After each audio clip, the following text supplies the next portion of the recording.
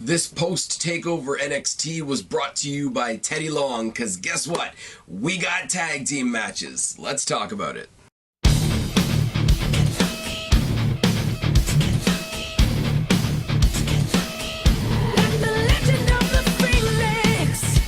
What's going on, everybody? It's your buddy, it's your pal Spaz Phoenix, the YWC Reality Check, here with your post-takeover NXT review for January 30th, 2019. And you guys know the drill, gotta get the house cleaning out of the way. First of all, and there's quite a lot, actually. Stay tuned sometime next week, if schedules all align along with the stars, and if I get a few lucky horseshoes and four-leaf clovers, Guapo, Kristen, and I may get all of our schedules together. We will do a post-Royal Rumble, you know, general thoughts and all that kind of thing.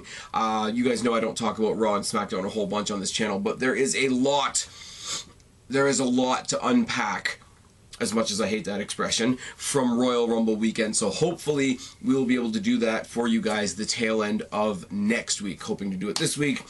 Schedules just don't allow for it, and if it was just me, I would just be rambling incoherently in a circle. Not that you guys aren't used to that. The Q&A that was supposed to be out before the Royal Rumble. I don't know why I tell you guys that these things are going to get on time, because they never really do.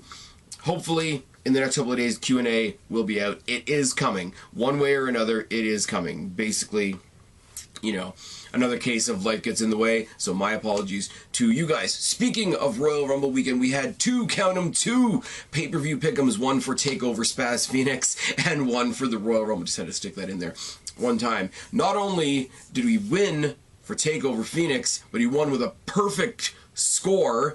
My buddy Guapo, our co-host here on the pay-per-view pick'em, won for TakeOver Phoenix, and of course one of the usual suspects down in the comment section below, strifenineteen, took it home for the Royal Rumble match itself. Now if you go back, not that any of you are going to actually go back and look through my Twitter history, unless you're a fucking who knows, the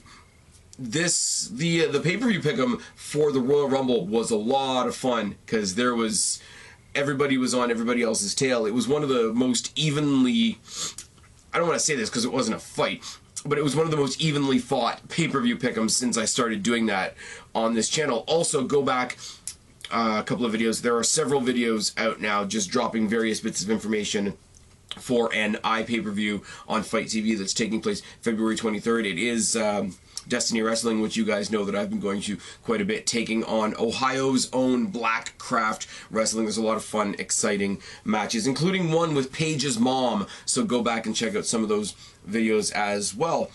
And obviously I encourage you guys to check out that pay-per-view on that day. You might see me on the you know, in the corner of the screen like you did for Fearless. Anyways, moving on, we have the post-takeover Phoenix, takeover Spaz Phoenix. Anyways, the post-takeover Phoenix episode of NXT. You guys know the drill. It's a lot of recaps, a lot of recap packages, and a couple of matches that took place before TakeOver went on the air. I don't know why I'm stumbling so much tonight and why I just can't find words. But they start off the night with a quick highlight package highlighting the whole show, not breaking it down into individual matches just yet. And then we get into Io Shirai and Kairi Sane versus Jessamyn Duke and Marina Shafir. Now, Marina Shafir, if you wanted to give them a tag team name, they could be like two of the four horsewomen. I don't know how you want to do that. But apparently, WWE/NXT, in their brilliance, have decided to name Io Shirai and Kairi Sane the Sky Pirates. It's lame. It's absolutely lame, but I also kind of love it, because it works. Anyways, Io Shirai, Kairi Sane versus Jessamyn Duke, Marina Shafir. A lot of talk about Marina Shafir and Jessamyn Duke costing Kairi Sane her title back at, I believe, Evolution. So there's some story here. Io Shirai was a runner-up for the Mae Young Classic. Kairi Sane won the Mae Young Classic. They've been best friends forever. Ride, and we go on. And I'm going to mess up names here as I speak, because we got Shafir, Shirai, and Sane. That's what my notes consist of. There we go. Shafir and Shirai, just to fuck with me right away, they start off the match. Handspring drop kick by Shirai, chops from Sane to Duke, trading mounted punches between the two. A couple of, like, you know, Luthez, mounted punches, roll it, mounted punches, roll it, mounted punches once again. Now, the babyface is being clearly outsized anytime there's any sort of even fighting in this match. It is kind of funny. But it is what it is. Double team chops by Shirai and Sane. Double knees by Shirai. Trip and a boot by Duke. Corner uppercuts by Shafir. Key lock lift. Basically, she's on the ground, and Shafir basically puts her in a key lock and deadlifts her in the key lock into the double team situation in the corner. Butterfly submission by Duke, and eventually turns it into a suplex, and then comes back and does that whole sequence a second time, which is great. Snake eyes by Shirai. Dragon sleeper by Shafir. Dropkick by Sane. I told you I would mess up the names, I'm sorry. Dragon Sleeper by Shafir, Dropkick by Sane, Dragon Screw and a Blockbuster, Interceptor by Sane, followed by the Sliding D. They did that elevated elbow, but that was only a setup for the Insane elbow. They did the thing last week, didn't they, where it was Shirai elevated Sane to do a middle of the ring elbow, and then Sane elevated Shirai for her big moonsault that she did. And I thought that double succession of moves was going to be their finisher, but this time they used the elevated elbow as a setup for the Insane elbow, and the Sky Pirates get the win. You know what? It's fine. There are worse names out there. We start off with the highlights of the highlight package of the North American Championship match between Gargano and Ricochet. We see a successful Gargano after the match. Basically, the promo he cut consisted of, I promised you all I was going to give you a match of the year, and I promised you I was going to win. And guess what? I like winning. It's great, which is fucking wonderful. They talk about the halftime heat match. It's taking place during halftime. Obviously, the six-man match, and it just kind of dawns on me because, you know, it's what we cover most on this channel is all the stuff that's not Raw and SmackDown. I was covering 205 Live for a little bit there, but then I just wasn't. The halftime heat thing for NXT combined with the Worlds Collide tournament that they're doing as well. If you think about just January, we're going to have TakeOver UK TakeOver Blackpool, NXT TakeOver Phoenix, halftime heat with this six-man match, and the Worlds Collide tournament, which is all three, the two NXTs and 205 Live. So while the main roster has had one pay-per-view, one, I guess you say, special event, the minor leagues, the WWE Network leagues, I guess you could say, have had 3 or 4 different times to shine, and that's really, really good. It sort of reminds me of an argument that I've heard about the Royal Rumble this year, and I'm not going to vent off on the Royal Rumble a whole lot, but there's this idea that the Rumble was a bit of a letdown because they didn't have many returning legends. I mean, you had Kurt Angle in there, who's sort of a gray area, and you had Jeff Jarrett starting off the thing with Elias, but that was more of a segment to start off the Rumble than a segment in the Rumble match itself. There's a lot of people, because, you know, we thought this person and that person was going to come in with, we were going to get these grandiose debuts. Oh my God, Kenny Omega's going to come. Anyways, that's another story for another day. I really do think that replacing the Legends pop-ups with a lot of NXT and NXT UK pop-ups is the better way to go, because that's looking forward, not backward, the whole damn thing. So when we look at the month of January, and as I say, you've had 2 takeovers plus this halftime heat thing that they're doing with the 6 main stars of NXT, plus having one stage for all of NXT, NXT UK, and 205 Live to be on. It's pretty fantastic for the younger brands that we always think don't get the attention that they deserve. They're starting off 2019 in the right way. Now, I will say, it does kind of suck that both the halftime heat show and the Worlds Collide tournament don't have anything from either of those 2 women's divisions, because those 2 women's divisions are absolutely stacked. But we'll take it as we go. Speaking of the women's division, we see Bel Air and Baszler, and yes, I will say it. Bel Air and Baszler had a good match. Bel Air had a good match, but there's no way that she was going to win this, guys. There's no way, and it's a lot like Sasha Banks losing to Ronda Rousey.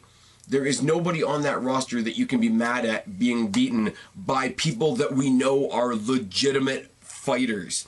I don't care. I love Alexa Bliss, but she shouldn't beat Ronda Rousey. I like Nikki Cross, but she shouldn't beat Ronda Rousey. Becky Lynch, another story. She's on a whole other stratosphere right now. But Bel Air and her backstage promo was the drizzling shits. I thought, if nothing else, Bel Air is going to become a little more easier to deal with, because she's still going to have the shitty gimmick that she has. She's still going to have the stupid hair thing, but the whole undefeated is gone.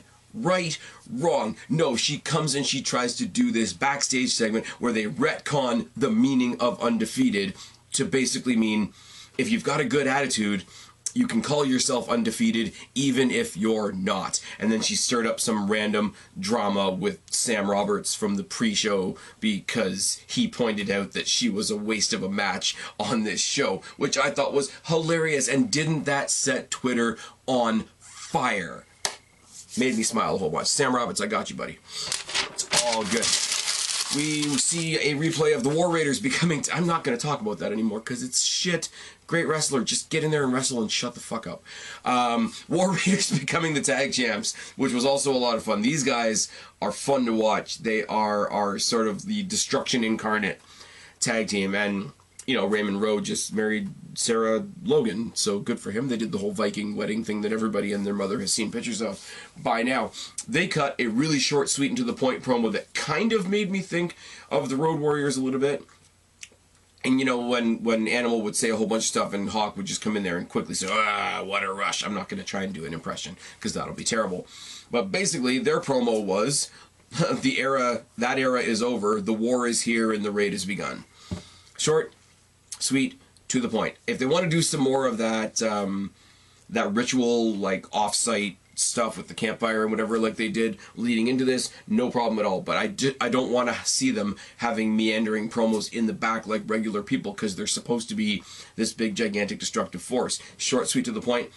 Fucking great backstage promo. We saw highlights from Riddle versus Ono, which shouldn't have been a thing because Ono shouldn't be a thing. Moving on.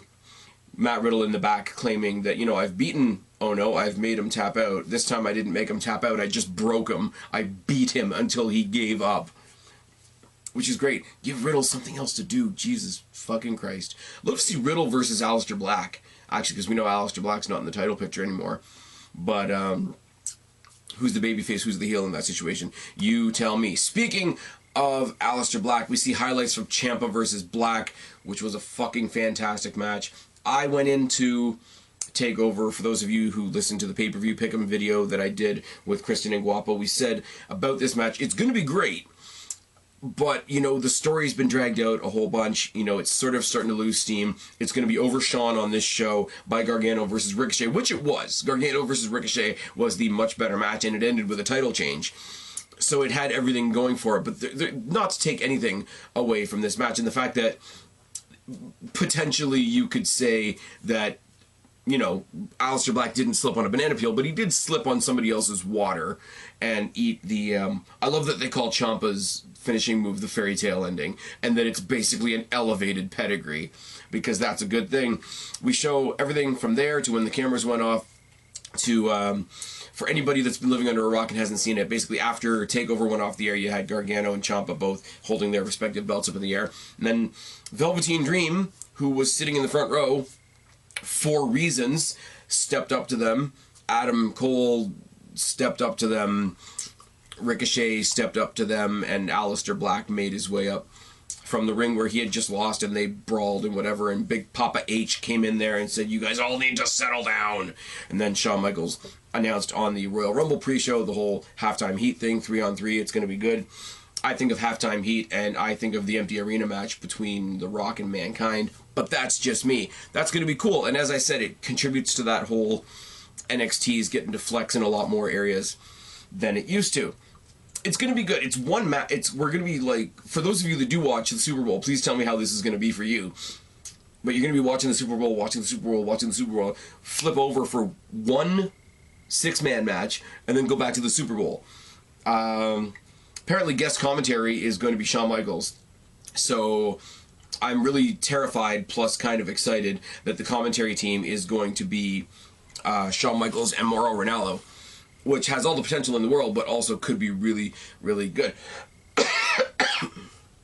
I am very sorry. I sound like shit. I'm fully aware. The main event, if you want to call it that, the last dark match before TakeOver, was Street Profits versus the Forgotten Sons. And I'm going to say this right now, before we actually go through the match. The Forgotten Sons win this match. And, sorry. I like the Street Profits. I think the Street Profits are entertaining as hell. They can eat a loss here. Forgotten Sons really haven't gotten any steam since they've come in.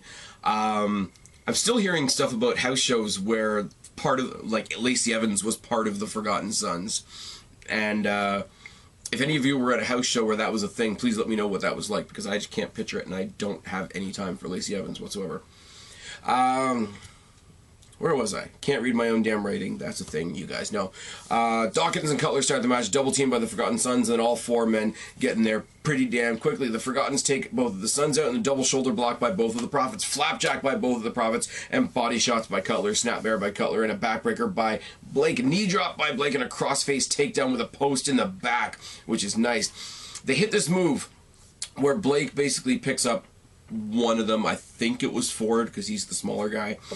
He basically picks him up and does what I thought was going to be a turnbuckle powerbomb, which is becoming everybody's new favorite thing. But no, Cutler is in the turnbuckle area, and basically so you get him powerbombed on the knees, on the kneecaps of Cutler, which was a nice. I mean, it's not totally reinventing the wheel, but it is a new spin on something we have seen quite a bit. Springboard backbreaker by Blake and corner body shots. Ford tosses both of the Sons out in clotheslines for everybody by Dawkins when he gets the hot tag. Dropkick, backdrop, bulldog by Dawkins, and a suicide senton by Ford. Doomsday blockbuster by the Prophets was nice. Cheap shots on the outside by Riker caused the distraction. Suicide dive by Blake, and a splash reverse DDT combo, which is apparently called The Memory Remains. Would we like to drop any more musical references? Metallica, I See You. Forgotten Sons get the win. This was a great match for what it was. They didn't get too gimmicky with the Forgotten Sons in this because they really needed to have a match where they just got out there and showed what they did. They had to remind us that they were heels, so Riker got involved right at the end, but it didn't take away from the overall portion of the match. Was it as great as the women at the beginning of the show? No. Was it a good step for the Forgotten Sons? Yes. Will it hurt the Street Profits? No. For a post-takeover NXT, this might be the best one yet, because really normally it's just dark match crap, and I'm sorry, either of these matches, without breaking my heart at all, could have been on the takeover. That's just my opinion. People are going to say I'm exaggerating, and that's fine. That's what the comment section is for. Great show. We're set up, and I've already said this on my NXT UK review, and I'm going to say it here too. It's really, really fun going into January because we knew we were planning for 3 different shows. UK TakeOver, NXT TakeOver, and Royal Rumble. We were going wildly off in all directions, and yes, that's an expression I've used more than once.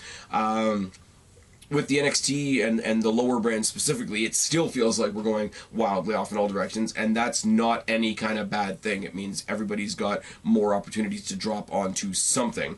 I have a feeling that the Worlds Collide tournament is going to move somebody somewhere. I mean, it's obviously that we can't get a super heavyweight to go for the cruiserweight title. Like, Walter's not going to go over to 205 Live, is he? But there's going to be a move there. They're not doing that for no reason. I'm really, really intrigued to see how that goes. I'm really intrigued to see how Halftime Heat goes. Lots and lots of cool stuff. As I say, go back a couple videos, check out my little update things on the Destiny show if you're interested in that kind of thing. Till then, I've been Spaz, your YWC reality check. Subscribe up there, talk down there, start a conversation. Keep all these conversations going. Don't be a stranger. I will talk to each and every last one of you later, but for right now, I am tagging out. Bye, guys.